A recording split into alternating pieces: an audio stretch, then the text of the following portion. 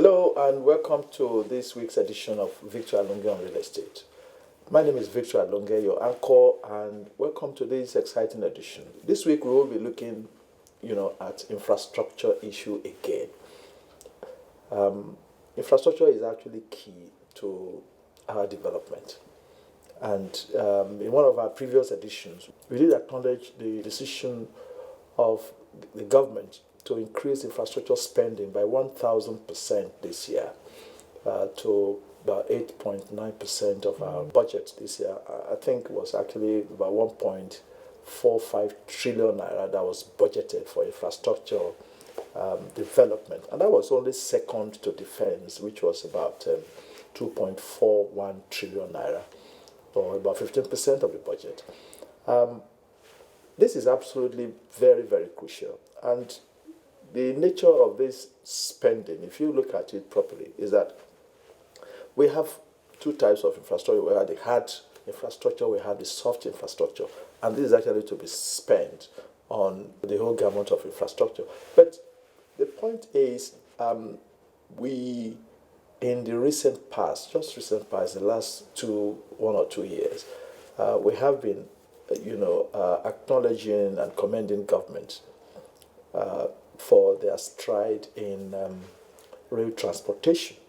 But some of the developments that have happened recently has even made rail transportation and travel even much more scary to people now. We know that the Kaduna Abuja rail line is actually suspended as a result of the terrorist attack, that happened there. And the road network is very poor, making, road travel very, very difficult. Even air travel is faced with a lot of challenges.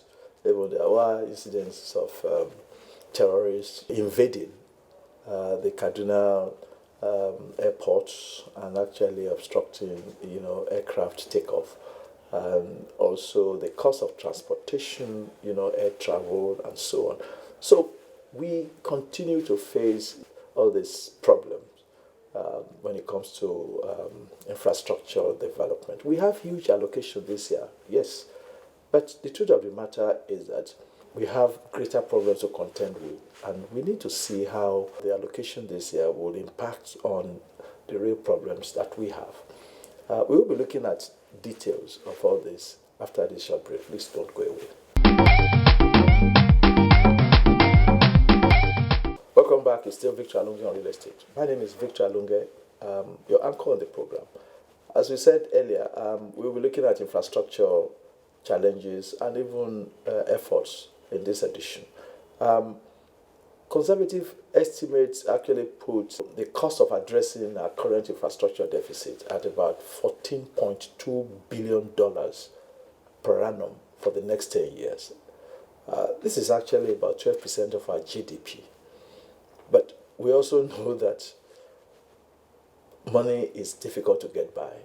Our budgets, those of us who have seen our budget will know that 90% of our revenue is actually used to service debts, leaving only 10% for recurrent and capital expenditure, although we have borrowing, which is actually to augment and pay for our budgetary allocation, and that makes our budgets to be perpetually in deficit.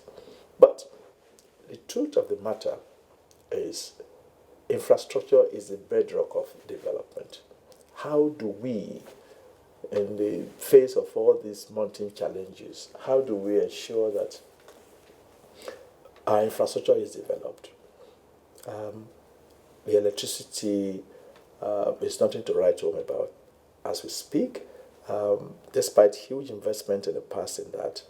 And we all know that, hard infrastructure is, physical networks that are necessary for the functioning of modern industry, without which we may not have development.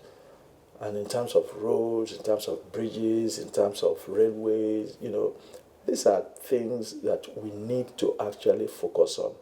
And these are where we have challenges. In terms of soft infrastructure, which are institutions, that maintain the economy, the health, the socio environmental, standards, like we have educational institutions, the parks, the recreation area, and so on and so forth. But our focus mostly, the soft infrastructure, probably we are not probably doing badly in it, except that in terms of health facilities, we need to improve seriously. In real estate, without infrastructure, real estate will continue to be, underutilized and underpriced.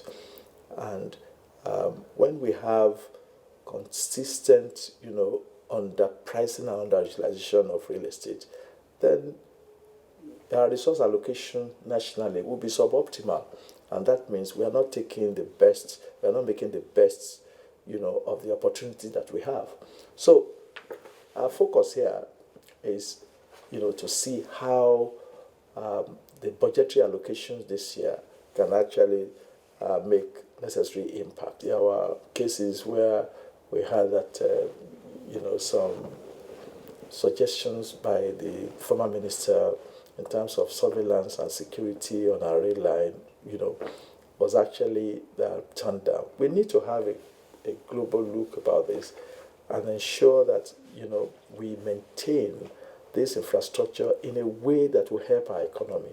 And when the economy is helped, of course, practitioners in real estate, where, I belong, will see an improvement, and it is actually necessary that we ensure that this is the case. So infrastructure is key, but the budget that we have this year, we need to ensure that it is appropriately, applied.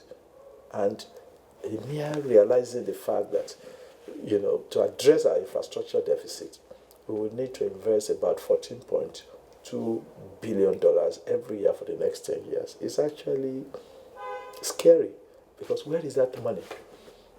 We borrow to finance our budget. So our budget is perpetually in deficit. So we keep borrowing. And if that is the case, I wonder where we are heading to if we cannot fix our infrastructure. And that actually brings us to the need to have a different look about infrastructure financing and actually utilization. We need to look at actually commercializing and even privatizing some of this infrastructure development and making the public pay appropriately for the benefit of this infrastructure. In terms of tolling roads, for instance, that's probably going to make our roads to be safer, if it is concession, and even rail lines, railways. Yes, we don't know the details, but we know the Chinese are in charge. But I think we can actually look at involving indigenous, participants in this area. And of course, air travel requires a lot of support from government. There is no economy, no jurisdiction, that leaves its air travel infrastructure to the dictates of market economy, demand and supply. There is always that support from government. And I think our airline, operators are crying out for support.